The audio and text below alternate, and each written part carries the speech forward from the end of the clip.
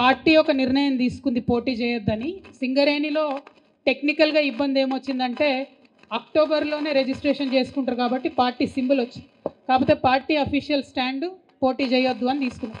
సమయాన్ని సందర్భాన్ని బట్టి నిర్ణయాలు తీసుకుంటారు, అట్లేముండదు.